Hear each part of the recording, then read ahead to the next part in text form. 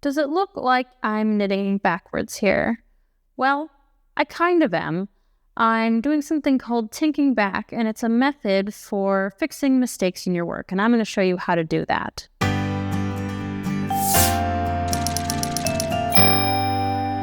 So if you've spotted a mistake in your work and it's not too far back, maybe it's down the row here, maybe it's one row below, you can do something called tinking back. And tink is actually the word knit spelled backwards. If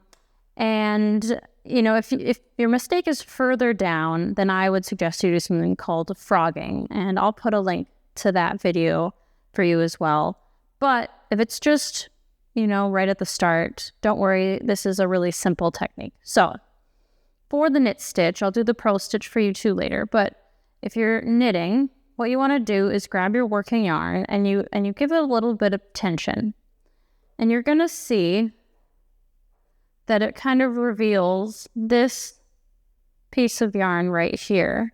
And that's the stitch below this one.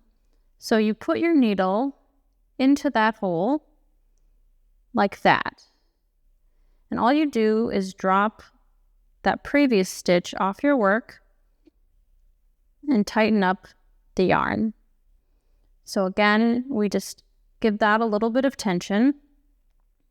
And you should be able to see, you can maybe pull your fabric a little bit like that, and you can reveal right there that little hole that you go in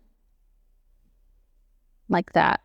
I'll do one more for you and then I'll show you the purl side. So tighten up, find that hole, put your needle through, and then just drop it right off your needle. Okay, I'll show you the purl method next. So for the purl method, it's similar, but it's actually even easier because it's kind of all right up front for you. So tighten up your yarn again, and you can see here that the hole is like right here in front for you to go in. And so you go in through that front loop and take that off your needle. Again, you can see it right there. You guys see that? And if you just sort of angle your work a little bit, you can see the hole easily. Put your needle in and then drop it like that.